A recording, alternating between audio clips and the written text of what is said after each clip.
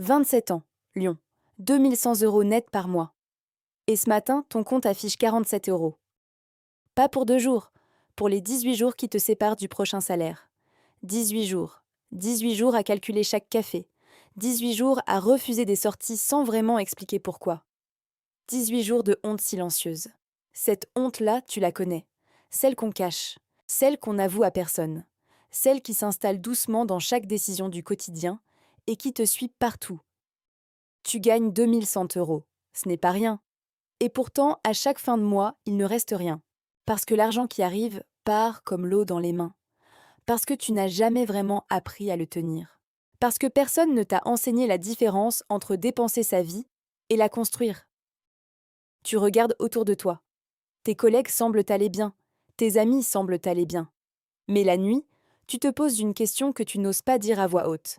Combien de temps peux-tu réellement survivre sans aucun revenu? 1 semaine? 2 semaines? Peut-être moins. Et c'est là, dans ce silence, que quelque chose change. Pas encore une décision. Juste un regard différent sur ta propre vie. Juste la prise de conscience brute, froide, que tu subis l'argent depuis des années et que tu peux choisir de ne plus le subir. Ce soir-là, tu t'assieds avec une feuille de papier. Pas une application, pas un logiciel. Une feuille blanche et un stylo. Et pour la première fois, tu écris chaque euro qui est sorti de ton compte ce mois-ci. Le loyer. L'abonnement que tu as oublié d'annuler il y a 10 mois. Les livraisons à domicile parce que tu étais fatigué. Les achats du vendredi soir qui anesthésiaient le stress de la semaine. Le café du matin pris en bas parce que préparer le sien semblait trop lourd. Les petits achats impulsifs qui ne valaient rien seuls, mais qui ensemble avalaient des centaines d'euros. Ce n'est pas de la honte que tu ressens en lisant cette liste, c'est de la clarté. Pour la première fois, tu vois exactement où ta vie part chaque mois. Tu réalises que tu n'as pas un problème de revenu, tu as un problème de direction. Et cette distinction change tout, parce que le revenu, tu ne le contrôles pas entièrement, mais la direction, elle, t'appartient. Elle t'a toujours appartenu. Tu relis la liste une deuxième fois, et tu commences à distinguer 2 types de dépenses. Celles qui construisent, celles qui consolent. L'une te rapproche de là où tu veux aller, l'autre t'anesthésie juste assez pour supporter là où tu es. Et tu comprends que pendant des années, tu as confondu les deux. Et tu te poses une seule question. Est-ce que cette dépense construit ma vie ou l'alourdit encore un peu plus? Parce que c'est la seule question qui compte, pas combien tu gagnes, combien tu diriges. Tu décides ce soir-là d'une seule chose. 200 €. 200 € mis de côté avant le loyer, avant les sorties, avant tout le reste. Pas après, avant. Parce qu'un petit flux contrôlé vaut mieux qu'une grande dépendance fragile. Le premier mois, c'est difficile. Tu te prives de petites choses. Tu hésites? Tu doutes? Il y a des soirs où tu regardes ce virement programmé comme une contrainte, comme une punition que tu t'infliges. Mais tu le fais. Et le 5 du mois suivant, tu regardes ton compte et tu vois 200 € intacts. C'est la première fois en 7 ans que tu vois l'argent rester. Ce n'est pas une fortune. C'est quelque chose de bien plus précieux. C'est la preuve que tu peux décider, que tu peux diriger, que l'argent peut t'obéir. Mois 1, 200 €. Une ligne sur un relevé, un premier geste vers quelque chose. Mois 3, 600 €. Tu commences à sentir quelque chose que tu n'avais jamais vraiment ressenti avec l'argent. De la fierté. Pas l'orgueil bruyant de celui qui étale, la fierté silencieuse de celui qui tient. Mois 6, 1 200 € dormants. Tu n'y as pas touché. Pas une fois.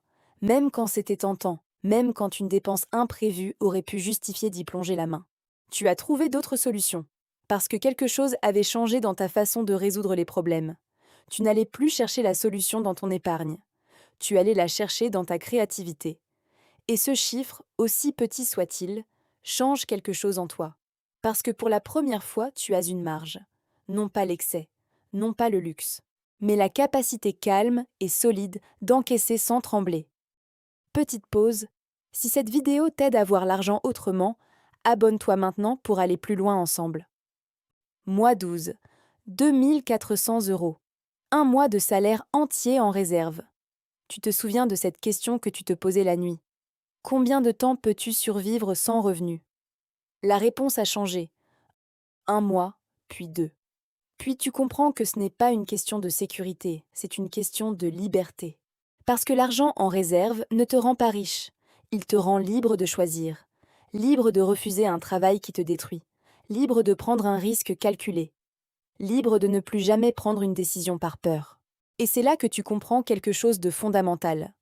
La plupart des mauvaises décisions financières ne viennent pas d'un manque d'intelligence. Elles viennent d'un manque de marge. Quand tu es à 47 euros, tu n'as pas le luxe de réfléchir à long terme. Tu survis. Mais quand tu as 2400 euros derrière toi, tu penses différemment. Tu négocies mieux. Tu acceptes moins. Tu choisis plus. En deux, tu commences à regarder les marchés financiers, non pas comme un casino, comme un outil. Leur façon de penser, leur façon de dépenser, leur façon d'investir.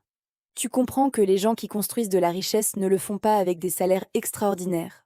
Ils le font avec de la discipline ordinaire, répétée, jour après jour, mois après mois. Tu commences à lire.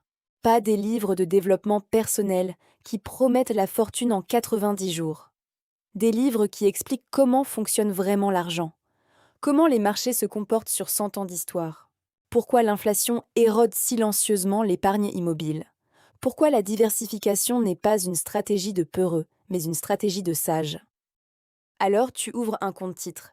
Tu investis 150 euros par mois sur un indice global. Pas parce que tu comprends tout, parce que tu comprends l'essentiel. Le temps est ton seul vrai avantage. Et tu as décidé de ne plus le gaspiller. Tu ne cherches pas à doubler ton argent en 6 mois. Tu cherches à le laisser croître en silence, comme une graine enfin plantée dans un sol fertile. En 3, les marchés baissent de 19% en quelques semaines. L'écran est rouge. Ton portefeuille a perdu de la valeur sur le papier. Les forums s'affolent. Les titres des journaux crient à la catastrophe. Tout le monde vend. L'ancien toi aurait paniqué, aurait vendu, aurait fui. Le nouveau toi regarde l'écran et voit autre chose. Des parts moins chères à acheter. Une opportunité habillée en catastrophe. Parce que tu as appris la vérité que les riches connaissent et que les autres ignorent. Le marché ne récompense pas ceux qui ont raison à court terme. Il récompense ceux qui restent. Alors tu restes. Tu continues. Et ce mois-là, tu investis un peu plus que d'habitude. 200 euros par mois sur le compte épargne. 150 euros par mois en bourse. 350 euros par mois qui construisent, en silence, une architecture financière solide. Pendant que les autres regardent les nouvelles et tremblent, toi, tu accumules. Pendant que les autres cherchent la sortie, toi, tu cherches l'entrée. Parce que la richesse ne se construit pas malgré les crises. Elle se construit à travers elles. En 4. Ton portefeuille dépasse les 10 000 euros pour la première fois. Ce n'est pas une somme qui change une vie, mais c'est une somme qui change un regard. Tu n'as plus peur du lendemain de la même façon. Tu commences à voir des opportunités que tu ne voyais pas avant. Une formation pour évoluer professionnellement, un projet qui te tient à cœur depuis longtemps, un choix de vie que tu n'osais pas envisager. Parce que la peur rétrécit le champ de vision, et la sécurité l'élargit. Parce que quand tu n'as plus peur de tomber, tu commences enfin à regarder où tu veux aller. Tu remarques aussi quelque chose d'étrange. Tes conversations sur l'argent ont changé. Tu ne te plains plus de ne pas en avoir assez. Tu parles de ce que tu construis. Tu ne subis plus les fins de mois. Tu les anticipes. L'argent est passé d'une source d'anxiété à un outil que tu manies avec calme. En 5. 22 000 euros en épargne de sécurité. 31 000 euros en portefeuille d'investissement. 53 000 euros construits en 5 ans. Avec 200 euros par mois. Et du temps. Pas de miracle, pas de secret. Juste de la constance dans un monde qui récompense la patience. Et les intérêts composés qui commencent à faire leur travail en silence. Ton argent génère de l'argent. Pas beaucoup encore. Mais suffisamment pour que tu comprennes ce que Einstein aurait appelé la 8e merveille du monde. Non pas la performance spectaculaire d'un seul investissement, mais l'accumulation silencieuse et inexorable du temps qui travaille pour toi. Mais voici la vérité que personne ne raconte. L'argent n'est pas le résultat. L'argent est le témoin d'une transformation intérieure bien plus profonde. En 5 ans, tu n'as pas seulement construit un portefeuille. Tu as reconstruit ta relation à l'argent. Tu as troqué la honte contre la clarté, la panique contre la patience, la dépendance contre la direction. Tu as appris que la richesse n'est pas un état que l'on atteint, c'est une pratique que l'on cultive, comme la santé, comme la sérénité, comme n'importe quelle chose qui vaut vraiment la peine dans cette vie.